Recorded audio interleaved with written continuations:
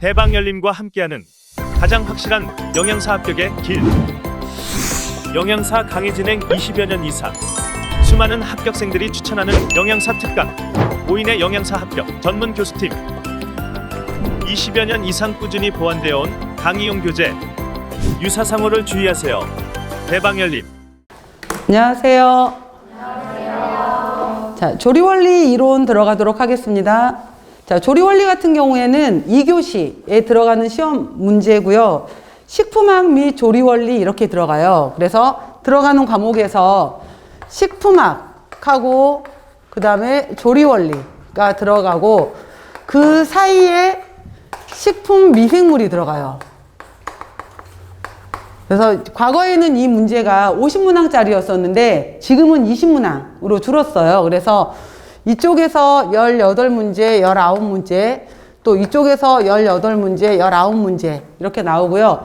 식품 미생물 쪽에서 3문제, 4문제 이렇게 겹쳐져요. 그래서 나오게 되는 건데 최근에 문제 경향은 뭐냐면은 조리원리하고 식품학하고 굉장히 비슷한 문제들이 많이 나온다라는 거예요. 그래서 이 문제에 있어서 경계 범위가 조리 문제처럼 보이는데 식품학 문제고 식품학 문제처럼 보이는데 조리 문제에 가깝고 해서 경계가 굉장히 애매하기 때문에 양쪽을 같이 공부를 잘 해놓으시게 되면은, 그리고 문제 자체가 많이 복잡하진 않기 때문에 조금은 좀 쉽게 접근하실 수 있는 부분일 거라고 생각이 됩니다. 그리고 식품 미생물 같은 경우에는 제가 이쪽 같은 경우에는 이제 미생물 이름으로 해서 뭐 곰팡이, 세균, 효모 이렇게 나오게 되는 건데 주로 많이 나오는 부분에 해당이 되는 것들이 발효예요. 그렇기 때문에 한 문제 정도씩에 해당이 되는 것들은 발효 문제로 나오게 되는 건데, 이거는 제가 김치 발효라든지 유제품 발효라든지 해서 조리 부분에서 들어갈 때 이 정도에 해당되는, 어차피 우리가 쓰는 문제가 아니잖아요.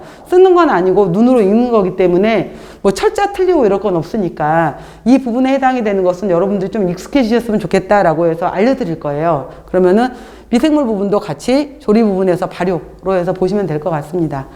자, 조리원리 부분 같은 경우에도 지난 한 3년 정도에 걸쳐서 대략 나왔던 문항수를 좀 알려드릴게요. 보시면 1장 부분에서 조리원리의 개요라고 나와 있는데 여기 파트에서 2문제 정도, 오늘 부분이죠. 2문제 정도가 나오고요. 다음 곡류, 전분, 밀가루에 해당이 되는 부분에서 3문제 정도, 좀 많죠 비중이. 그 다음에 감자, 고구마 쪽이 서류거든요. 이 부분으로 해서 1문제가 있고요. 그 다음 4장의 당류 문제는 최근 3년간 없었어요. 당류 문제는 없었고요.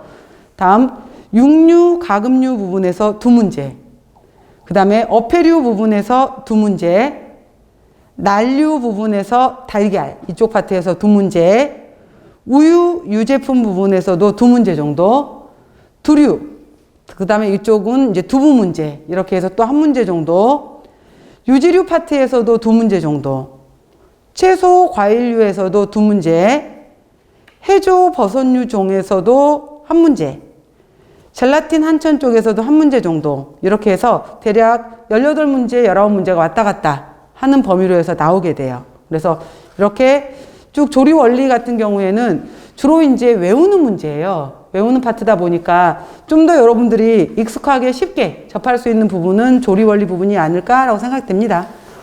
근데 역시 마찬가지로 이 부분도 외우지 않으면은 당연히 풀 수가 없겠죠.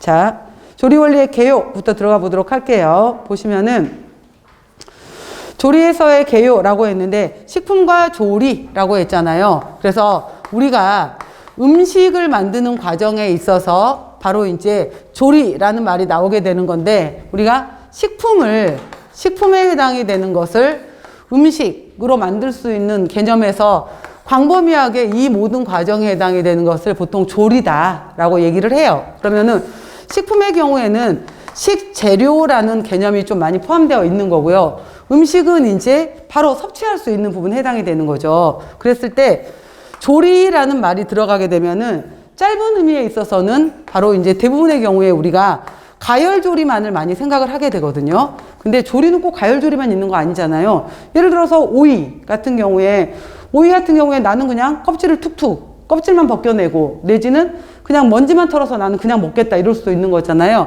그렇기 때문에 우리가 가열조리도 있는 거지만은 조리에는 비가열조리에도 들어가게 돼요. 그죠? 그래서 가열조리, 비가열조리 이렇게 나누어지는 이제 좁은 범위에서의 조리라는 것도 있고 식품이 음식이 되는 모든 과정의 것들을 또 조리라고 보기도 하는 거예요. 그래서 이제 이러한 여러 가지 과정들에 관련된 것들을 이제 우리가 공부를 하게 되는 거겠죠. 첫 번째 과정에서 식품부터 나와 있게 되면은 식품이라는 것은 기호성과 영양소를 함유하고 있다.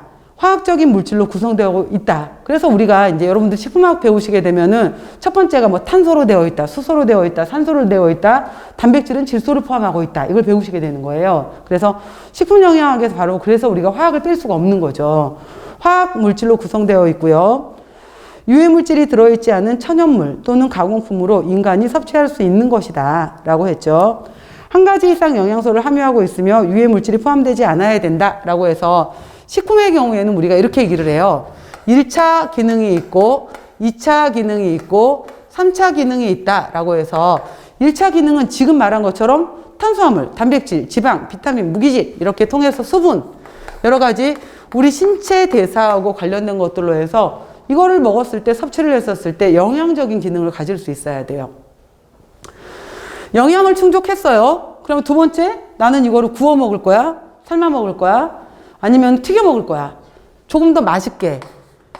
나는 내 기호에 맞춰서 기호적인 영양도 있었으면 좋겠어요. 그죠? 그래서 맛있게 먹고 싶은 거, 기호성을 갖는 것이 바로 2차적인 거. 기왕이면 비주얼, 눈에 봤었을 때도 예쁘게 보였으면 좋겠는 거죠. 그 다음에 3차적인 것에 해당이 되는 것이 요즘에 말하는 바로 기능성 식품이에요. 그래서 바로 3차에 해당이 되는 것들이 생리활성을 띠는 것들. 그래서 요즘에 오메가3를 섭취해. 그죠? 그래서 오메가3를 먹게 되면은, 예를 들어서 이거를 통해서 우리가 면역력이 향상이 돼. 그 다음에 뭐 항암작용이 있어. 항산화 작용이 있어. 그 다음에 노화를 억제를 해. 등등등 하게 되면서 3차 기능에 해당이 되는 것들은 바로 생리활성 기능. 채소를 많이 먹게 되면은 채소 속에 들어있는 화학물질, 피토케미칼에 해당이 되는 것들이 여러 가지 면역력을 증진하고 항암작용, 노화를 억제하더라. 이렇게 되면서 도대체 이게 식품이야? 약품이야? 그 중간 경계에 들어가 있는 여러 가지 생리활성 관련된 것들이 언급되는 것이 바로 식품의 3차적 기능이에요. 그래서 식품에서는 1차, 2차, 3차까지도 언급이 된다. 이러한 것들로 자, 이건 시험 문제 안 나와요. 그래서 이러한 것들은 그냥 일반적인 내용으로 해서 식품의 기능이다 라고 보시면 되는 거고요. 자, 그 다음 보시면은 쿠킹. 그래서 조리가 뭐야? 라고 하게 되면은 식품에 존재하는 유독하거나 좋지 않은 성분을 제거하고 안전성과 맛을 증진시켜서 섭취하도록 하는 과정이죠. 그래서 좁은 의미에서는 식품이라고 하는 소재를 먹을 수 있는 상태의 음식물로 만드는 최종 단계의 작업을 이제 조리, 마지막 단계, 주방에서 하는 작업을 말하는 거지만은 넓은 의미에서는 식사를 계획하고 선택하고 조리하고 상차림 하는 것까지 마칠 때까지의 전 과정. 우리가 보통 이 경우를 푸드 스타일리스트, 푸드 코디네이터 이런 표현을 쓰잖아요. 이 전체 과정을 다 조리라고 볼 수 있다라는 거죠. 그래서 21세기의 조리의 과정은 과학이고 예술이다라는 표현을 썼는데 어떻게 보면은 과학하고 예술은 별개인 것처럼 보이잖아요. 근데 과학의 의미는 뭐냐면은 과학은 예를 들어서 뭐 손맛이야 이렇게 말을 하는 것이 아니라 표준 레시피 누구라도 이렇게 만들었었을 때 똑같이 나타낼 수 있도록 반복 가능하고 재현 가능한 거 이게 과학이에요. 그 다음에 예술적이다 라고 말하는 것은 똑같은 당근 하나를 가지고서도 꽃처럼 예쁘게 만들어낼 수 있는 것들 여러 가지 창의적이고 이러한 것들을 예술이라고 표현할 수가 있겠죠. 자, 그래서 식품으로 갖추어야 될 기본 조건이 5가지는 알아놓으세요. 큰 제목으로만. 자, 보시면은 식품이라면 첫 번째 영양적인 면을 가지고 있어야 되겠죠. 그래서 5대 영양소의 배합, 탄수화물, 단백질, 지방, 비타민, 무기질 이러한 배합이 되어 있으면서 또 소화, 흡수가 쉬워서 영양 목적을 충분히 달성할 수 있어야 되겠다라는 영양적인 면에 있어서 다음 기호적인 면, 식품의 빛깔, 냄새, 맛, 형태 등을 좋게 하는 등의 기호적인 가치를 가지고 있어서 식욕을 증진하고 소화액의 분비를 촉진한다 라고 했었는데 이거는 요즘에 여러분들 우리가 관능평가라는 말을 들어보셨을 거예요. 그래서 그 신제품을 만들거나 이럴 때는 관능평가를 실시를 하잖아요. 그래서 맨 처음에 눈으로 봤었을 때 일단 먹고 싶어야 될 거 아니에요. 그래서 시각적인 것을 평가를 할 것이고요. 그 다음에 코 자체로 냄새를 맡아봤었을 때 후각을 통해서 냄새를 맡아볼 수 있어요. 후각을 통해서 근데 이거 너무 역겹다 내지는 너무 아니야 뭐 이렇게 느끼는 것. 그 다음에 혀에 들어왔었을 때 단맛이 너무 센데 여러 가지 맛에 대해서. 그 다음에 또 촉각에 해당이 되는 것들, 또 혀에 닿았을 때 이거 너무 딱딱해, 너무 질겨, 너무 촉촉해, 너무 부드러워, 여러 가지 촉각적인 거. 그 다음에 다른 사람이 먹는 소리를 들었을 때 ASMR, 나도 같이 먹고 싶어진단 말이에요. 그래서 청각적인 것. 그래서 이거를 우리가 관능평가에 해당이 되는 것을 오감을 같이 평가를 한다라고 하게 되는데 이거 굉장히 중요해요. 이게 단순하게 어떠한 사람의 주관적인 평가인 것 같지만은 이거를 통계학적으로 돌렸을 때 모든 사람들이 통계적으로 다 같이 좋아할 수 있는 신제품이 역시 대박이 나겠죠. 그래서 이러한 것들에 대해서 이러한 것들 눈으로 그 다음에 냄새로 그 다음에 이러한 것들을 같이 평가할 수 있는 것들을 통해서 그래서 식품 회사에서 또 왜 화장품 회사 특히 향수 회사 이런 데서도 마찬가지로 관능평가 되게 중요하잖아요. 이러한 것들 되게 중요하게 여겨서 그 특정 대학원 같은 경우에는 식용과 위쪽 대학원에서 관능평가만 하는 석박대학원이 따로 있어요. 저도 제가 다시 만약에 다른 전공을 선택한다면 저는 이쪽 대학원을 한번 해보고 싶어요. 그래서 이쪽 관능평가 굉장히 매력 있는 쪽인 것 같아요. 평가 쪽으로 해서 좀 예민해야 되겠죠. 이쪽 같은 경우에는. 그리고 이제 이러한 부분이 있어서 관능평가 오감 좀 알아놓으시고요. 그리고 우리가 이 음식의 풍미는 어떠해? 라는 용어를 쓰거든요. 그래서 이거는 그냥 참고로 알아놓으세요. 그래서 풍미라는 말을 쓸 때는 우리가 플레이버라는 말을 쓰게 되는데 이 플레이버라는 의미는 뭐냐면은 가장 대표적인 것이 제가 봤었을 때는 포도류인 것 같아요. 포도나 거봉 같은 경우를 그 알맹이가 있는 상태에서 껍질이 있는 상태에서 우리가 코에 대봤을 때는 별로 향이 안 나잖아요. 근데 이거를 입 안에 터트려서 입 안에 들어왔었을 때 그래서 그 와인 소믈리에 이런 분들 같은 경우에도 그 이분들한테 그 은으로 된 목걸이 있는 거 아시죠? 은목걸이가 있어요. 그래서 이 은으로 된 목걸이를 차요. 그 다음에 이렇게 여기 이제 투명한 그 은목걸이 같은 데다가 와인에 해당이 되는 것을 부어요. 그래서 색깔을 이제 농도를 보는 거예요. 그래서 얘 와인의 이제 빈티지를 살펴보는 거죠. 얘가 해 것인지 아니면은 얼마나 발효된 것인지를 찾아내요. 또 한 가지가 섞인 건지 두 가지가 섞인 건지 세 가지가 섞인 건지를 찾아내요. 그 다음에 이거를 이제 눈으로 찾아낸 다음에 그 다음에 얘를 입에다 넣어요. 근데 입에 넣고 난 다음에 바로 삼키는 것이 아니라 바람을 공기를 넣잖아요. 훅 하고 공기를 넣은 다음에 입안에서 혀를 굴려요. 그러니까 입안에서 혀를 굴리게 되면은 이 들어온 향이 이제 인후두 뒤쪽으로 해서 코 뒤쪽에 후각을 확 펼쳐지는 거예요. 그렇게 되면서 바로 삼키는 게 아니에요. 그래서 사실은 그때 왜 대장금에서 장금이가 홍시 맛이 난다라고 했었잖아요. 홍시 맛이 나서 홍시 맛이 난다고 했건을 이렇게 얘기를 했잖아요. 그래서 이 맛에 대해서 굉장히 음식을 잘하는 사람은 혀가 발달된 사람들이 아니라 코가 발달된 사람들이에요. 그래서 코가 발달된 사람들은 결국은 이거 무슨 냄새인데? 라고 하는 것은 코를 통해서 뇌가 발달이 된 거예요. 그러니까 뇌에서 바로 이 냄새는 뭐야? 라고 즉각적으로 반응을 하는 거예요. 그래서 우리가 맛을 느끼는 것도 혀지만 이 맛을 통해서 뇌가 받아들이는 거거든요. 그래서 모든 신경은 다 뇌세포로 넘어가 있잖아요. 그래서 결국은 우리가 미래를 통해서 이걸 맛신경을 통해서 맛세포를 통해서 결국은 뇌가 느끼는 거예요. 냄새를 통해서 이거 무슨 냄새야? 이거 캐러멜 향인데 이거 돼지고기 냄새야. 이거 소고기 냄새야. 이거 양고기 냄새야 라고 구별하는 것도 뇌예요. 뇌에서 체계화되어 있기 때문에 바로 이러한 것들을 통해서 이게 무슨 냄새다라고 느끼는 것들. 그리고 바로 이 풍미라는 것은 그래서 단순한 냄새가 아니라 입안에 들어왔었을 때 미각, 후각, 촉각을 동시에 느끼는 것을 바로 풍미라는 용어를 써요. 그래서 풍미는 단순한 게 아니라 굉장히 다양한 용어를 사용할 때 이 음식의 풍미는 이러해, 되게 깊구나, 풍미가 굉장히 다양하구나 라고 얘기를 하는 거예요. 이러한 거에서. 그래서 이러한 것들을 우리가 관능평가라고 해요. 관능평가 혹은 감각평가라고 해서 센소리 이벨루에이션이라는 용어를 쓰기도 합니다. 자, 이러한 용어가 있다 정도 보시면 될 것 같고요. 당연히 위생적인 면에 있어서 위생이 영양적으로 기호적으로 아무리 훌륭한 음식이라고 하더라도 위생적으로 유해하다면은 식품으로서의 가치가 없겠죠. 그 다음에 영양사 일 하시면서 이제 여러분들께서 영양사 면허증을 취득하시고 나서, 참고로 저 같은 경우에 영양사 면허증, 영양사 일을 저도 했거든요. 짧게, 길지는 않아요. 짧게 10년, 10개월 일을 했었었는데, 그 일을 하면서, 그러니까 저는 굉장히 이제 제가 강의를 현재 하고 있잖아요. 근데 굉장히 유리했던 게 있어요. 굉장히 유리한 게, 그리고 지금 제가 학원에서도 강의를 하고 있지만은 이제 상담 강의도 하고, 제가 상담도 하고, 그 다음에 기업 강의도 하고, 뭐 다양한 분야의 강의를 하거든요. 근데 이제 또 전공에서도 식사요법도 있고, 또 단체급식에서도 있었고, 또 조리도 알고 있잖아요. 그러다 보니까 보통은 전공에서 영양학만 알고 있으면 조리 쪽을 잘 몰라요.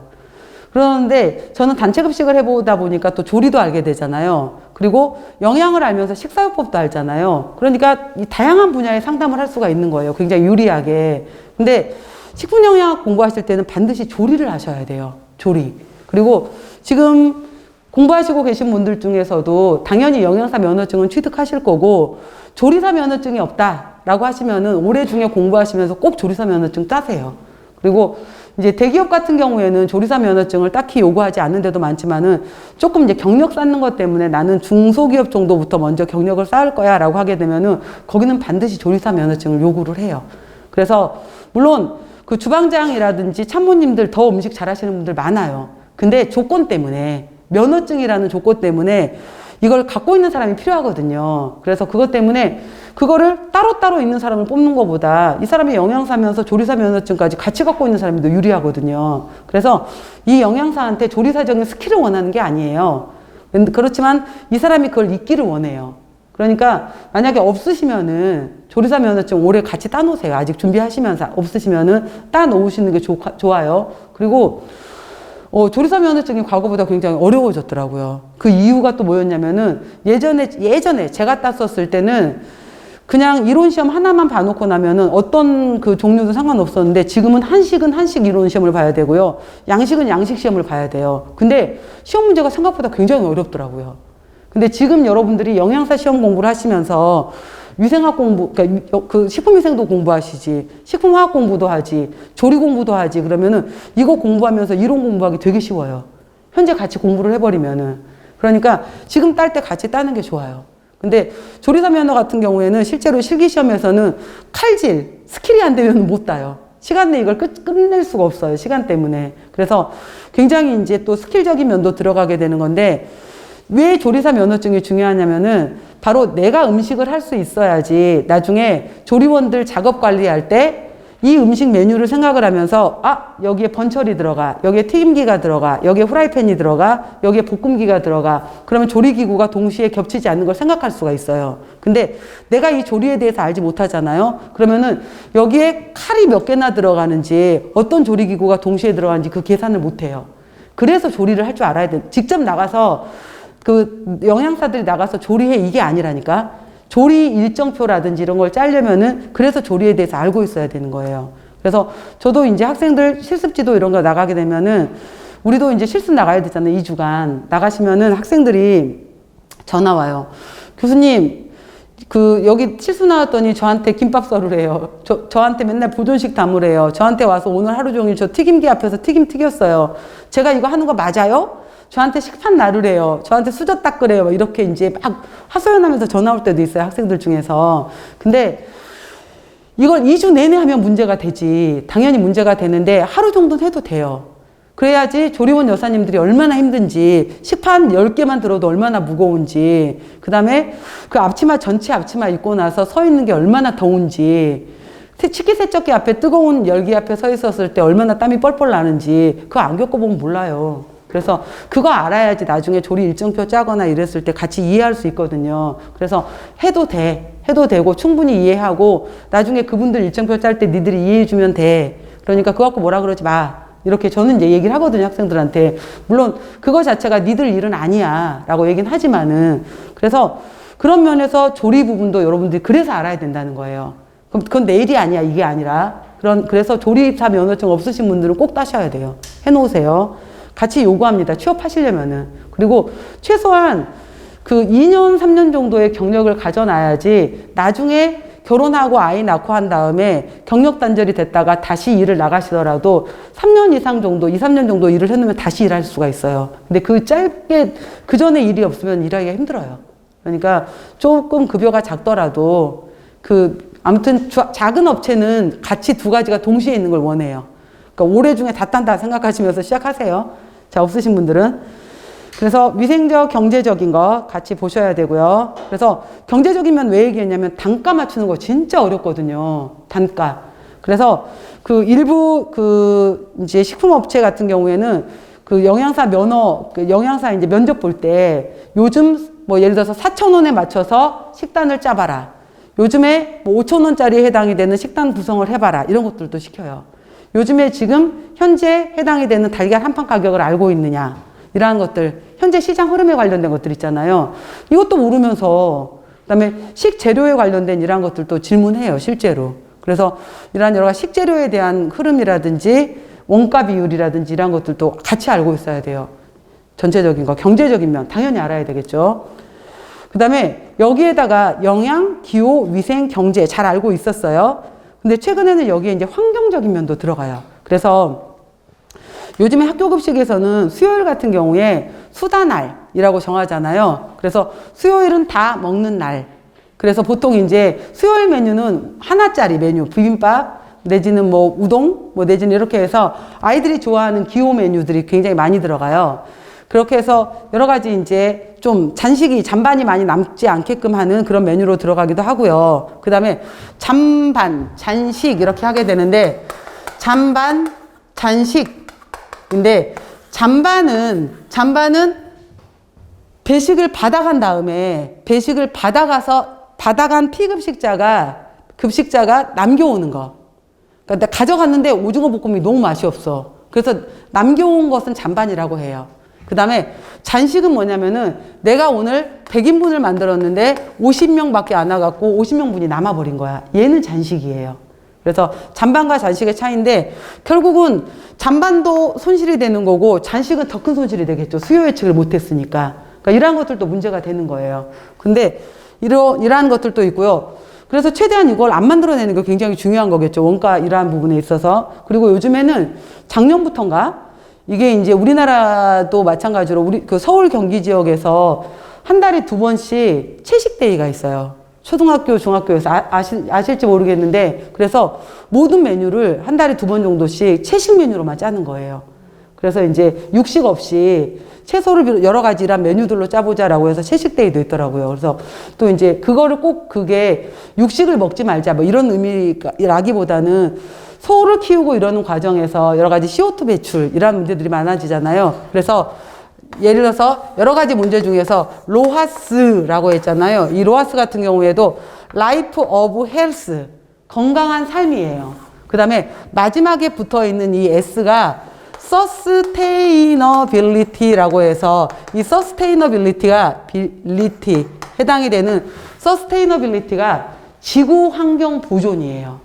그래서 결국은 지구를 보존하자예요. 지구를 보존하자. 그래서 보시면 여기에서도 로컬 푸드라는 것도 이 음식이 생산되는 그냥 이건 의미만 알아놓으세요. 이 음식이 생산되는 곳으로부터 반경 300에서 400km 이내에 있는 음식을 섭취하자 이거예요. 거리가 멀어지면 멀어질수록 그만큼 이동거리가 멀어지게 되면은 석탄연료, 석유연료를 많이 사용해야 되잖아요. 그러니까 바로 가까운 음식을 먹자라는 것도 로컬 푸드가 그 의미거든요. 그리고 푸드 마일리지도 마찬가지예요. 푸드 마일리지도 지금 요즘에 오렌지가 많이 캘리포니아에서 들어왔다. 그러면 캘리포니아 오렌지가 우리나라까지 들어오려면은 배를 타고 왔어. 그럼 배를 타고 오는 이동거리 동안에 석유를 이용해서 들어왔을 거 아니야. 그 기간의 거리와 석유를 사용했던 그 시간만큼의 연료 양만큼의 CO2가 엄청나게 많이 발생됐을 거 아니에요. 푸드 마일리지가 길어질수록 그만큼 지구 환경에 문제가 되었다라는 거예요. 그 다음 슬로우 푸드의 의미라고 물어보게 되면은 대부분 이렇게 대답을 해요. 슬로우 푸드가 뭘까요? 라고 질문을 하게 되면은 패스트푸드의 반대 아니에요? 라고 물어보게 되는데 맞아요. 패스트푸드의 반대인 건 맞는데 이 슬로우 푸드는 원래 의미는 천천히 만들어지는 음식, 발효되는 음식이잖아요. 근데 이 의미보다 더 중요한 게 있어요. 전통 음식을 보존하자는 거예요. 그 지역의 지역 음식, 그러니까 패스트푸드라는 것은 어디를 가도 맥도날드 똑같아. 그렇잖아요? 전 세계적으로 어디를 가도 맥도날드라는 건 똑같은 건데, 슬로우 푸드라는 것은 이탈리아 그 지역만의 음식, 그 다음에 한국에서 뭐 예를 들어서 전라도 그 지역만의 음식, 경상도 그 지역만의 음식이 있을 거 아니에요. 그 시간을 두고 익혀지는 그 지역의 전통 문화, 전통 음식을 먹자의 개념이 더 큰 거예요, 슬로우 푸드는. 그 다음 로아스 같은 경우에서 건강한 삶과 S, Sustainability, 지구 환경의 보존이에요. S. 에코 쿠킹, 메아리 이런 것들도 마찬가지로 지구 환경. 그린 테이블, 지구 환경 이란 거예요. 그래서 마지막은 환경의 의미까지 들어가 있다라는 것까지. 자, 여기까지는 그냥 일반적인 얘기였었고요. 지금부터 이제 들어가요. 조리의 목적 보시면은 아까 조리는 가열 조리도 있고 비가열 조리도 있다라고 했어요. 자, 조리를 통해서 좀 더 맛있게 내가 좋아하는 기호성을 향상시킬 수 있다라고 해서 조리법에 따라서 찐 고구마, 군 고구마, 튀긴 고구마 다 맛이 달라질 수 있잖아요. 생고구마 다 달라질 수 있어요. 기호성이 달라질 수 있고요. 또 소화성이 향상될 수 있다. 그냥 생으로 씻어서 먹는 것보다 구웠더니 익혔더니 쪘더니 소화성이 더 좋아지더라. 바로 효소 작용이 쉬워지게 되면서 소화흡수가 증가를 하게 되고, 또 조리 과정 중에서 절단, 자르고 물에 담그고 조미하고 가열내는 과정에서 부드러워지면서 소화, 효소가 침투하기가 더 쉬워져요. 그 다음 세 번째, 세척, 침수, 가열하는 동안에 아린 맛, 독한 맛, 불쾌한 성분들이 제거가 돼요. 또 병원균, 기생충, 농약 이런 것들도 제거가 되면서 좀 더 안전성 부분도 향상이 돼요. 씻어낼 수 있는 것들은. 또 외관 풍미 여러 가지 조화를 통해서 더 맛있게 관능적인 품질, 아까 맛, 냄새, 온도, 질감 여러 가지 것들, 그리고 여기에다가 마늘을 사용했더니 빵에다가도 뭐 갈릭, 그죠? 소스를 뿌렸더니 더 맛있어졌어요. 허브 넣었더니 더 맛있어졌어요. 여러 가지 관능적 품질이 향상이 되었고요.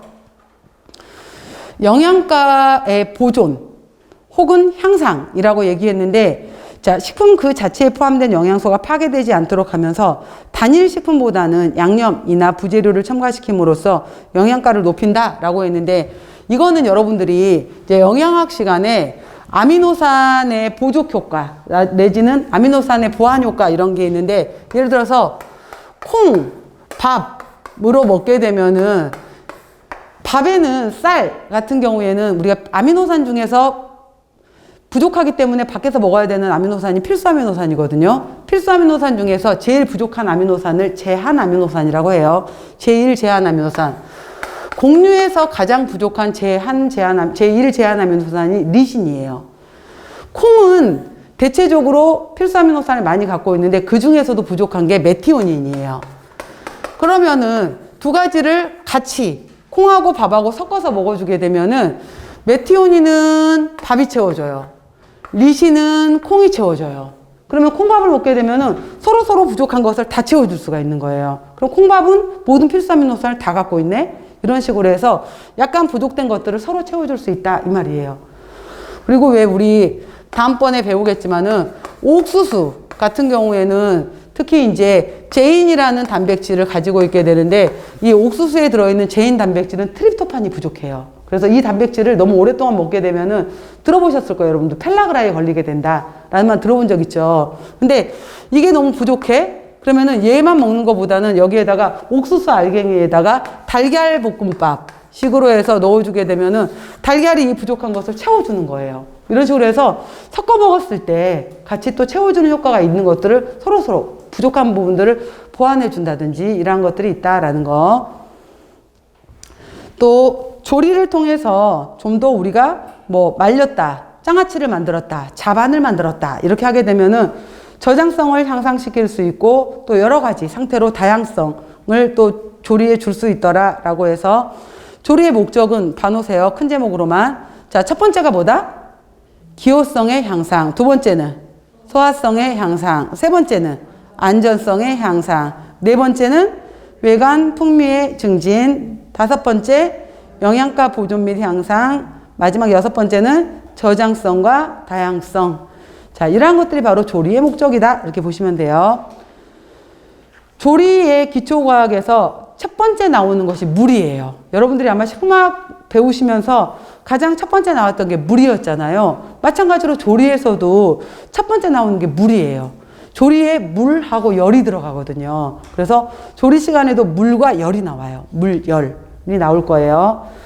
그래서 식품 속에 물 이랬죠. 그래서 물은 먼저 첫 번째 뭔가를 끄집어내는 용출, 익스트랙션. 재료 중에 성분이 용매로 녹아 나오는 현상을 우리가 용출, 익스트랙션, 빠져나오는 현상을 용출이라고 한다라고 했고요. 두 번째, 삼투압 현상도 있다라고 했어요. 자, 삼투압 현상은 뭐였었냐면은 초등학교 때 아마 이러한 수조에다가 중간에 반투막을 놓고 난 다음에 똑같이 물을 넣어요. 같은 높이로 물을 넣어. 그 다음에 같은 높이에 있었던 데다가 반투막을 넣어요. 이쪽은 맹물이고요. 예를 들어서 이쪽에 해당이 되는 데는 20% 소금물을 넣어요. 소금물을 넣게 되면은 여기는 0%, 여기 20%짜리 해당이 되는 소금물이었잖아요. 그러면은 물의 높이가 달라져요. 여기 있는 물이 이렇게 줄어들고 이쪽 물의 높이는 이렇게 올라가요. 그래서 여기 있는 물이 여기로 빨려 들어가게 되면서 물 높이가 서로 달라지게 돼요. 이런 식으로 해서 즉 여기가 저농도고 여기가 고농도였었잖아요. 그래서 저에 있었던 물이 그쪽으로 빠져나가는 현상을 우리가 바로 삼투 현상이라고 하는 거예요. 자, 이걸 좀 더 쉽게 기억을 하시려면 어떻게 기억하시면 되냐면은 조리에서는 바로 이거예요. 배춧잎이 있었을 때 배추에다가 우리가 소금을 뿌리잖아요. 소금을 뿌렸을 때 바깥쪽에 소금에 해당이 되는 데가 고농도, 배추 안쪽은 상대적으로 저농도가 되는 거잖아요. 자, 배추 절인다 라고 했었을 때 배추에 있는 물이 바깥쪽 소금 쪽으로 빠져나가는 거잖아요. 그래서 쉽게 그냥 배추에 소금 뿌렸을 때 배추에 있는 물이 바깥쪽으로 빠져나가지 저에서 고로 물이 빠져나가는구나. 그걸 삼투라고 해 라는 거예요. 삼투 현상. 저에서 고로 물이 빠져나가요. 그래서 바로 이제 소금에 담가 놓으면 염장, 설탕에 담가 놓으면 당장이라고 하는 거예요. 그리고 이렇게 이동할 수 있는 물에 해당이 되는 것들을 우리가 바로 자유수라고 해요. 자유수. 그래서 이렇게 왔다 갔다 이동할 수 있는 물들을 자유수라고 하는데 자유수 중에서도 미생물이 이용할 수 있거나 움직일 수 있는 물들을 우리가 워터 액티비티, AW라고 해요. 그래서 바로 이 AW에 해당이 되는 건데 미생물들에 해당이 되는 것들은 AW가 0.6 아래로 떨어지면 거의 증식을 못해요. 수분 활성도가 0.6 아래로 떨어지면 증식을 못하게 되는데 바로 염장, 소금에 절여본다든지 당장, 설탕에 절여버린다든지 하게 되면은 수분 활성도 AW가 떨어져 버리게 되면서 오랫동안 바로 우리가 잼젤리 만들어서 바로 젓갈 만들어서 자반 만들어서 오랫동안 보존할 수 있는 원리가 되는 거예요. 자, 여기서 중요한 거는 수분 활성도를 낮추었다, 삼투를 시켰다, AW를 저하시켰다 이렇게 이제 정리를 하시면 돼요. AW 저하, 염장법, 당장법. 자, 축화, 슈링키지라고 했는데 건조예요, 건조. 건조에 해당이 되는 건데 식품을 가공 저장하기 위해서 자연 건조, 인공 건조에 의해서 수분을 증발시키면 수분 함량이 감소된다라고 했는데 슈링키지의 가장 대표적인 예가 뭐냐면은 라면 스프예요. 라면 스프 생각해 보면은 안에 거의 재료가 30에서 50가지가 들어간대요. 라면 스프 안에. 그럼 보면은 여러분들 왜 당근도 들어있고 버섯도 들어있고 대파도 들어있는 거 보이시죠? 그 잎자들. 그 다음에 다시마도 들어있고 건다시마 이러한 것들 쭉 들어있잖아요. 그러한 것들 굉장히 작게 건조시켜 놔버린 것들을 바로 슈링키지, 축화시켰다라고 하게 돼요. 바로 축화라고 하는 거고요. 자, 수분 함량 감소시켰죠. 건조법에 의해서. 그 다음에 스웰링, 물이라는 것은 이제 부풀어요. 건조된 것을 물에 불리게 되면은 다시 불어나게 되는 현상이죠. 그래서 무한팽윤이 있고 유한팽윤이 있는데 무한팽윤은 팽윤 되다 어느 날 어느 순간에 형체가 사라져 버리는 거예요. 이게 뭘까요? 젤라틴이에요, 젤라틴. 여러분들 판상 젤라틴이나 혹시 가루 젤라틴 본 적 있어요? 판상 젤라틴, 가루 젤라틴은 불투명한데 넣었다가 나중에 사라져 버리고 없잖아, 안 보이잖아요. 이거예요. 이렇게 형태가 사라지는 것은 무한팽윤이라고 표현할 수가 있고요.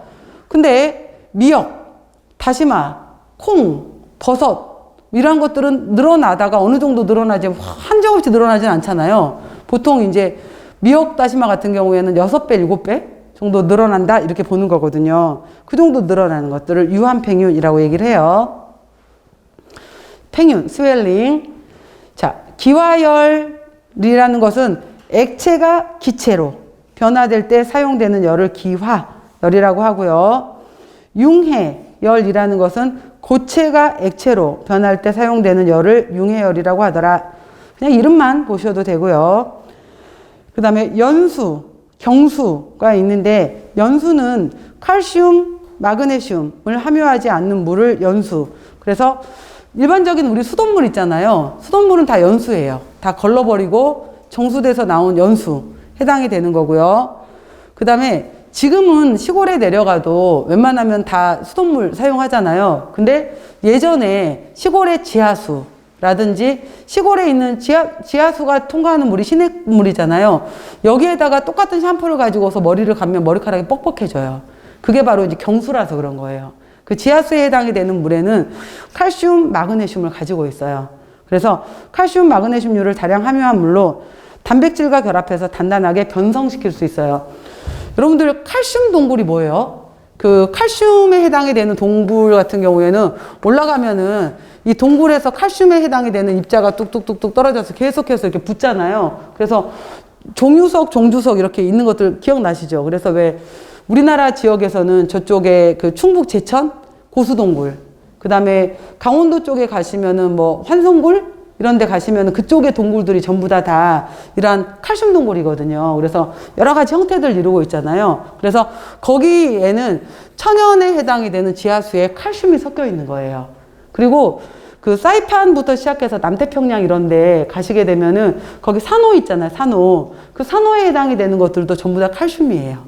그래서 그쪽에, 그러니까 예전에 저도 이제 이쪽에 저희 그 친척분이 계셔서 지금은 이제 아파트인데 예전에 제가 그 대학 때 갔었을 때 이제 주택이셨거든요. 근데 거기에 그 펌프가 있는 주택이었었어요. 그래서 그 펌프를 이용해서 이제 그 3차옥 지역이었었는데 펌프를 이용해서 이렇게 였었는데 빨간 다라에다가 물을 퍼놨는데 밑에 하얗게 깔려 있는 거예요. 그 하얀 게 전부 다 칼슘이었던 거예요. 전부 다 그쪽 지역에는 이제 기본적으로 지하수 자체에도 이 칼슘이 많았던 거죠. 그래서 이 칼슘을 그러니까 그래서 실제로 이 물을 이용해서 이제 위에 정제해서 맑은 물만 조리에 이용하는데도 불구하고 이 물을 이용해서 커피를 끓여 마시잖아요. 커피 맛이 틀려져요. 그리고 커피 속에 들어있는 탄닌하고 그래서 우리가 그 사이판이나 이런 데 여행 갔었을 때 반드시 그 편의점에서 물 사서 드셔야지 그 수돗물 드시면 안 돼요라고 하는 것 중에 하나가 이 칼슘하고 탄닌 성분들하고 만나서 결석을 만들어 버려요. 그래서 급성 결석을 만들어서 신장 결석을 유도할 수가 있거든요. 그래서 그 지역 사람들은 어느 정도 이제 내성이 생길 수 있지만은 관광객들은 급하게 먹으면은 결석을 유발해요. 그래서 맛이 달라지는 것들인데 바로 단백질이란 것들이 칼슘하고 만나서 결석을 만들어 버릴 수 있어요. 그래서 맛이 정말 틀렸어요. 그때도 저도 느꼈던 건데 바로 이러한 것들이 결합해서 단단하게, 그래서 단단하게 변성시킨다라고 해서 경수라고 하는 거예요. 단단한 물이다. 경. 자, 이것들은 일반적인 내용이고요. 식품화학 시간에서도 중요하게 나왔겠지만은 식품의 물에서 결합수와 자류수 구별하는 거 되게 중요해요. 그래서 결합수는 무엇인가와 결합되어 있다. 이온 결합되어 있는 것들이 많아요. 그래서 바운디드라고도 표현하고요. 결합되어 있는 물, 바운드 워러라고 했죠. 그래서 얘네들은 꽉 결합되어 있기 때문에 어떤 거에 잘 녹아 나오지도 못해요. 그래서 용매로 작용할 수가 없어요. 그리고 얘네들은 0도 아래에서도 냉동실에서도 안 얼어요. 심지어 마이너스 40도 가까이 돼야지 얼어요. 그리고 수증기로도 날아가지도 못해요. 꽉 결합되어 있기 때문에. 그래서 수증기로도 날아가지 못하기 때문에 수증기압에 관여하지 않는다라고 한 거예요. 날아가지 못하기 때문에. 꽉 결합되어 있기 때문에 유리수에 비해서 밀도가 높다라고 하는 거고요. 이 결합수의 물들은 효소 활성, 곰팡이의 생육, 그 다음에 여러 가지 화학작용 이런 데 전혀 이용되지 못해요. 우리가 쌀이나 밀가루 속에 수분 함량이 한 13에서 15% 정도 들어있거든요. 근데 우리가 쌀을 꽉 짠다고 해서 물 나오지 않잖아요. 이러한 물들은 그 안에 들어있는 성분들하고 완전 결합되어 있는 물인 거예요. 그래서 이러한 물들을 결합수라고 한다. 다음 유리수라고도 하고요. 프리워터, 자유수라고도 해요. 자, 염, 당, 수용성 단백질, 수용성 비타민과 같은 가용성 물질을 용해시킬 수 있어요. 녹일 수 있어요. 전분이나 지질과 같은 입자가 큰 것들은 분질 상태, 교질 상태로 만들어줄 수 있어요. 이것들은 0도면 얼어요. 또 건조시키면 날아가요. 미생물이 쉽게 이용할 수 있어요. 그러니까 일반적인 물을 말하는 거예요. 우리가 뭐 육원전 이런 거 만두 할 때 두부물 꽉 짜내잖아요. 빠져나오는 물. 바로 이렇게 빠져나올 수 있는 물을 유리수, 자유수라고 한다 이 말이에요. 자, 그래서 자유수, 그 다음에 이러한 결합수 두 가지 차이점 알아놓으시고요. 그 다음 물과 용액이 있게 되는 건데, 자, 이거는 이렇게 구별을 해요. 입자에 따라서 우리가 마이크로미터가 있고요. 나노메타가 있어요. 그러면은 마이크로미터는 10의 마이너스 6승 미터를 말하는 거고요. 나노메타는 10의 마이너스 9승 미터를 말해요. 나노 입자라고 말하는 것들 있잖아요. 너무 길게 했다. 마이크로미터, 나노미터. 이건데, 자, 이 나노미터를 기준으로 했었을 때 1나노메타, 100나노메타. 1나노메타보다 입자가 굉장히 작은 것을 우리가 진용액. 그래서 입자가 작아서 용매 속에 용질이 완전히 녹아있는 상태를 우리가 용액이다라고 해요. 그래서 이거 소금물, 설탕물 같은 경우에는 완전히 녹아있어요. 이러한 것들은 우리가 진용액 상태로 녹아있다. 트루 솔루션이라고 얘기를 하는 거고요. 입자가 상대적으로 1에서 100나노메타 사이로 입자가 커요. 입자가 커서 얘네들은 용매 용질처럼 완전히 녹아있지는 못해요. 그래서 이것들이 분산질에 해당이 되는 것들이 떠 있을 수 있도록 도와줘요. 누가? 분산매가. 그래서 분산매의 분산질이 떠 있을 수 있도록 도와주는 것을 우리가 바로 두 번째 단계에 해당이 되고, 분산매의 분산질이 떠 있을 수 있도록 도와주는 이 상태를 우리가 교질 용액이다 라고 얘기를 해요. 이때를 교질 용액이라고도 얘기를 하고, 같은 말로 얘를 콜로이드 상태다 라고 얘기를 해요. 교질 용액, 콜로이드 상태다 얘기해요. 분산매 분산질. 그리고 여기 상태에 해당이 되는 것은 바로 이제 이게 시험 문제로 잘 나오는 파트인데, 교질 용액, 콜로이드 상태에 해당이 되는 것들은 대표적인 예가 우유, 두유 이란 거예요. 곰국. 그러면은 우리가 왠지 우유 먹을 때 흰 우유 한번 흔들어서 먹어야 될 것 같아. 두유 왠지 한번 흔들어서 먹어야 될 것 같아. 근데 우유, 두유 밑에 안 가라앉아 있어요. 근데도 괜히 습관적으로 왠지 흔들어 줘야 될 것 같은 느낌이 드는 거죠. 느낌만. 근데 이것들은 입자가 큰데, 입자가 큰 1에서 100나노메타 사이에 해당이 되는 입자가 크지만은 서로 밀어내는 힘을 갖고 있어요. 서로 밀어내는 운동을 바로 브라운 운동을 하고 있다라고 해요. 그래서 서로 밀어내는 브라운 운동을 하고 있기 때문에 얘네들은 가라앉아 있지 않아요. 바로 이거를 우리가 교질 용액 상태의 가장 중요한 특징 중에 하나예요. 브라운 운동을 하고 있다라는 거. 그 다음에 입자가 너무 커. 100나노메타 이상이야. 라고 하게 되면은 이것들은 가라앉아 버려요. 이것들을 가라앉아서 아래로 가라앉아 버리고 뿌옇게 있는 것을 우리가 현타객이라고 얘기하는 거예요. 뿌옇게 있는 것들을. 그래서 이 현타객 같은 경우에 대표적인 예는 뭐냐면은, 왜 우리가 된장국 뜬 다음에 시간 지나고 나면은 아래쪽에 건더기하고 맑은 물하고 분리돼 버리잖아요. 미숫가루 타고 난 다음에 흔들고 나서 조금 시간 지나고 나서 봤더니 미숫가루 가루하고 윗물하고 분리돼 버리잖아요. 그런 식으로 분리돼 버리는 거. 그거를 뿌연 상태에서는 현타객이라고 해요. 부유 상태. 이걸 입자가 큰 것들. 자, 이거 이제 제가 먼저 설명을 했고요. 봐볼게요. 진용액은 트루 솔루션 1나노메타 이하의 분자로 분자 운동을 하고 있다라고 했고, 얘는 완전히 녹아 있어요. 용매 속에 용질이 완전히 녹아 있는 상태. 소금, 설탕, 수용성 비타민, 무기질처럼 분자량이 비교적 적은 물질들을 용해시킨 것이고요. 교질 용액은 일명 콜로이드 상태다라고 얘기를 해요. 그래서 1에서 100나노메타 정도의 입자 크기를 갖고 있고요. 브라운 운동으로 서로 밀어내고 있어요. 그래서 가라앉지 않아요. 분산매, 분산질이 떠 있는 상태고요. 대표적인 예는 우유, 곰국, 두유 이런 것들. 자, 이것들은 물에 분산되어 있는 상태로 존재한다 라고 했고요. 일단 넘겨보세요. 현탁액에 해당이 되는 것은 100나노메타 이상으로 해서 중력에 작용을 받아요. 그래서 현탁액은 입자가 매우 크거나 복잡해서 소분에 용해되지 않거나 쉽게 가라앉는다. 그래서 냉수에 탄 전분, 물 전분 만들 때 위아래로 분리가 되는 거, 이러한 것들, 아까 제가 미숫가루 물 타놓은 거, 된장국 떠놓고 나면 시간 지나면 분리돼 버리는 거, 이러한 것들 현탁액이라고 한다라고 했어요. 자, 앞에 이해 봐보세요. 콜로이드 용액의 안정성에서 다음번에 이제 우리가 이 토마토 수프는 우유 배울 때 나올 거예요. 우유. 그래서 이 토마토 습을 내가 직접 한번 만들어 보고 싶어 라고 할 때 우리가 습을 만드는데 여러분들 수프에서 덩어리 지면 안 좋겠죠. 그러면은 근데 이 토마토하고 우유를 동시에 넣어 버리잖아요. 그러면은 토마토의 산 때문에 우유가 덩어리져 버릴 수가 있어요. 따로따로 만들어 줘야 돼요. 그래서 화이트 소스를 먼저 만들고 나서 나중에 우유가 들어가야 돼요.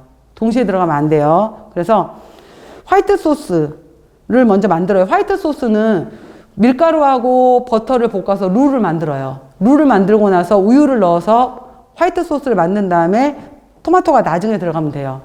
자, 그래서 화이트 소스에 침수성 전분하고 단백질이 들어가면은 카제인 분자를 둘러싸서 합쳐지는 것을 방해해 주는 것이 바로 콜로이드 용액의 안정성이고요. 아이스크림 만들 때도 젤라틴이 들어가게 되면은 단백질의 응고를 방지해서 부드러운 제품을 만들 수 있는 것도 콜로이드 용액의 안정성이고요. 소스 만들 때 물 전분을 사용해서 들어가지 않고 혹시 넣었는지 모르겠는데 그냥 만약에 지금은 정말 요즘 여러분들 왜 카레 만들어 보셨으면 아시겠지만은 지금 카레 같은 경우에는 부글부글 끓고 있을 때 카레 가루를 넣어도 다 흩어져요. 근데 옛날 카레 같은 경우에는 끓고 있는 상태에서 카레 가루 넣어버리잖아. 그럼 덩어리 져버리던 거 아시죠? 해보신 적 있어요? 그리고 뭐 호박죽을 끓이거나 이랬을 때 쌀 전분을 넣거나 밀가루 전분을 넣었을 때도 풀어서 넣어야지. 안 풀어서 넣고 그냥 가루채 넣어버리게 되면은 덩어리 져버리고 안에 밀가루는 하나도 안 익어 있고 이거 있잖아요. 그 얘기예요. 그래서 다 풀어서 먼저 냉수에 넣어서 물 전분을 만든 다음에 그 다음에 그러니까 여기 좀 풀을 쓰거나 소스를 만들 때 전분은 먼저 찬물에 풀어서 물 전분을 만들어서 사용해야지 쉽게 호화가 되면서 균일한 질감을 갖는다라는 거예요. 그냥 가루채 넣어버리게 되면 겉만 호화가 되고 안에 덩어리는 그대로 남아있어요. 자, 그래서 그냥 이러한 특징들이 있다로 보시면 돼요. 그래서 여기까지인데 제가 이제 유화액은 바로 뒤에 다시 연결해서 설명할 건데 마저 설명할게요. 자, 유화액 보시면은 자, 진용액, 교질용액, 현탁액 설명했고요. 유화액은 뭐냐면은 유화액은 물하고 기름인데 물하고 기름은 만날 수 있어요, 없어요? 없죠. 만날 수 없는 물하고 기름인데 이거예요.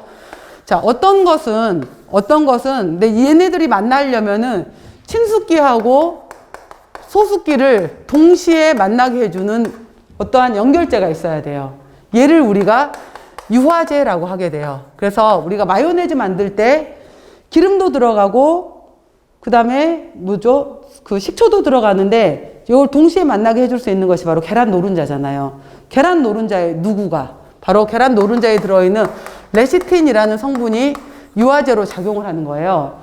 그러니까 레시틴 같은 경우에가 여러분들 나중에 이제 식품학 배우시면은 어떻게 배우실 거냐면은 레시틴을 포스파티딜 콜린이라고 배우실 거예요. 레시틴 성분을 포스파티딜 콜린이라고 배우실 텐데 얘는 어떻게 생겼냐면은 포스파티딜 콜린은 글리세롤이라는 구조에서 지방산 이렇게 구조를 갖고 있고요. 그 다음에 이렇게 지방산 두 개가 결합되어 있고 이렇게 결합되어 있고 여기에 이렇게 인산기가 결합되어 있는 형태에다가 여기다가 콜린이 이렇게 결합되어 있는 이 구조가 레시틴의 구조예요. 그러면은 레시틴 같은 경우에는 이 두 군데는 나는 기름이 더 좋아.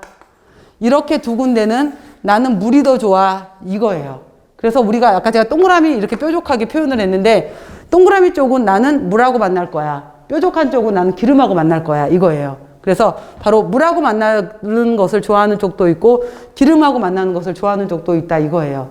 그래서 바로 이 유화액 상태 같은 경우에는 뾰족에 해당이 되는 것이 안으로 들어가고 동글동글이 밖으로 나오는 경우도 있어요.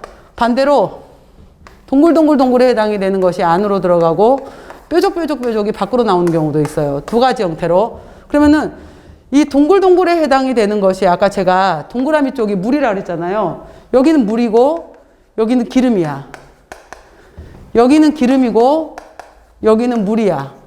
그러면 이거는 뭐라고 읽냐면은 기름이 물 속에 들어있네 이거예요. 그래서 오일이 물 속에 들어있네 이거예요. 이거는 물이 기름 속에 들어있네 이거예요. 그래서 얘를 우리가 수중 유적형 이렇게 읽는 거고 얘를 유중 수적형 이렇게 읽는 거예요. 들어본 적 있죠? 그래서 바로 이제 물 속에 기름이 들어있네. 기름 속에 물이 들어있네. 이거예요. 그래서 물하고 기름을 갖고 있는 것들 중에서 대표적인 게 바로 우유야, 우유. 우유 같은 경우에도 87%의 물과 3 내지 4%의 지방을 갖고 있잖아요. 근데 우리 눈에 우유 속에 기름 있구나라고 본 적 있어요? 없잖아. 눈에 안 보여. 잘 섞여 있으니까. 바로 잘 섞여 있게 되는 건데 우유 속에 들어있는 것도 바로 수중 유적형이에요. 마요네즈 수중 유적형이에요. 그리고 바로 유중 수적형의 형태를 갖고 있는 것은 딱 두 가지야. 버터. 그리고 이 버터가 너무 비싸. 이 버터의 대용품으로 만든 게 누구예요? 마가린. 그래서 버터하고 마가린 이 딱 두 가지만 유중 수적형이고 그 외 나머지 건 전부 다 수중 유적형이에요. 샐러드 드레싱, 마요네즈, 우유, 생크림 전부 다 수중 유적형. 이거 두 개. 버터 마가린만 빼고 나서 버터 마가린 100% 지방 아니야. 80% 지방에 16% 물 갖고 있어요. 그래서 버터는 튀김으로 사용 못해. 버터 마가린은 쇼트닝은 100% 지방이기 때문에 튀길 수 있어. 근데 버터는 못 튀겨요. 마가린은 튀기지 못한 이유가 수분을 갖고 있기 때문에. 자, 아시겠죠? 차이점. 그래서 얘네들 두 개는 유중수적형이라고 한다라는 거예요. 그래서 바깥쪽이 기름, 안쪽이 물. 그래서 쓸 때는 워터 인 오일. 유중수적형 이렇게 쓰는 거예요. 쓸 때. 그래서 이런 특징들이 있다라는 거. 그래서 버터 마가린. 그래서 유화액은 교제용액에 속할 수도 있지만 이것들은 물 기름 자체가 섞일 수 없는 거기 때문에 섞일 수 없다라는 것 때문에 또 다른 영역으로 유화액이라고 해서 분류를 한다라는 거예요. 자, 일단 여기까지 먼저 설명드리고 잠깐 쉬는 시간 갖도록 할게요.